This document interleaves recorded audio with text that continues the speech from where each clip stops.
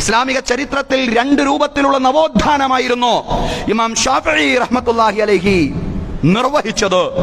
ഒന്ന് വൈജ്ഞാനികമായ നവോത്ഥാനമാണ്, അത്തജ്ദീദുൽ ഇൽമി, വൈജ്ഞാനികമായ നവോത്ഥാനം എന്ന് പറഞ്ഞാൽ ഹദീസ് നിഷേധ പ്രവണത വളരെയധികം ശക്തിപ്പെട്ട ഒരു കാലഘട്ടമായിരുന്നു ഇമാം ഷാഫിഈയുടെ കാലം എന്ന് പറയുന്നത്.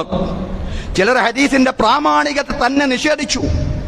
ഹദീസ് എന്ന് പറഞ്ഞ ഒന്ന് പ്രമാണത്തിലില്ല, ഖുർആൻ മാത്രം മതി എന്ന വാദവുമായിട്ട് ഒരു കൂട്ടം ആളുകൾ രംഗപ്രവേശം ചെയ്തു. ഖുർആനിൽ പരാമർശിക്കുന്ന കാര്യങ്ങളുടെ വിശദീകരണമല്ലാതെ സ്വതന്ത്രമായ നിയമനിർമ്മാണത്തിന് ഹദീസുകൾ അർഹമല്ല എന്നതായിരുന്നു മറ്റൊരു വാദഗതി. ഇങ്ങനെയുള്ള വാദഗതി ശക്തമായിട്ട് നിലനിൽക്കുന്ന കാലഘട്ടത്തിലാണ് വൈജ്ഞാനിക നവോത്ഥാനവുമായിട്ട് ഇമാമുന ഷാഫിഈ റഹ്മത്തുള്ളാഹി അലൈഹി രംഗപ്രവേശം ചെയ്യുന്നത്. ഈ ഒരു ഘട്ടത്തിൽ, ഈ ഒരു സന്ദർഭത്തിൽ സുന്നത്തിന്റെ പ്രാമാണികത യുക്തി അധിഷ്ഠിതമായും ഭദ്രമായും അതുപോലെ തന്നെ ആധികാരികമായും സ്ഥാപിച്ചുകൊണ്ട് ഇമാം ഷാഫിഈ റഹ്മത്തുള്ളാഹി അലൈഹി നടത്തിയ സംവാദങ്ങളും ചർച്ചകളും പഠനങ്ങളുമാണ് പിന്നീട് ശരിയായ ഹദീസുകളുടെ അടിത്തറയിൽ നിയമനിർദ്ധാരണത്തിന് സാധ്യതയൊരുക്കിയത് എന്ന് നമ്മൾ മനസ്സിലാക്കേണ്ടതുണ്ട്. സഹോദരങ്ങളെ, ഇസ്ലാമിന്റെ രണ്ടാമത്തെ പ്രമാണമായിട്ടുള്ള ഹദീസിനെ കൊച്ചാക്കുന്നവർ ഇന്നും സമൂഹത്തിൽ ധാരാളം പേരുണ്ട്. പുരോഗമനത്തിന്റെ മേലങ്കി അണിഞ്ഞുകൊണ്ട് ഞങ്ങൾക്ക് ഖുർആൻ മാത്രം മതി എന്ന് വാദിക്കുന്ന ആളുകൾ.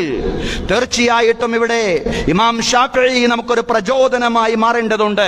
ഹദീസിന്റെ പ്രാമാണികത വ്യക്തമായി കൃത്യമായി സമൂഹത്തിന്റെ മുമ്പിൽ തലമുറകൾക്ക് അവതരിപ്പിച്ചു കൊടുക്കാൻ.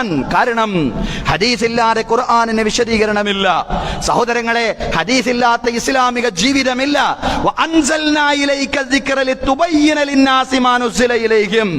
പ്രവാചകരെ, ഈ ഖുർആൻ നിങ്ങൾക്ക് നാം അവതരിപ്പിച്ചു തന്നത് നിങ്ങൾ ജനങ്ങൾക്ക് ഇത് വിശദീകരിച്ചു കൊടുക്കാനാണ്.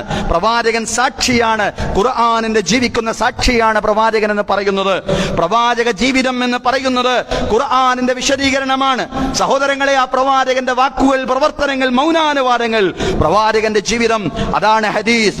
ആ ഹദീസിന്റെ പ്രാമാണികതയിൽ ഉറച്ചുകൊണ്ടുള്ള പ്രബോധന പ്രവർത്തനങ്ങൾ നിർവഹിക്കുവാൻ ഇമാം ഷാഫിഈയുടെ ചരിത്രം നമുക്ക് പ്രചോദനമാവണം.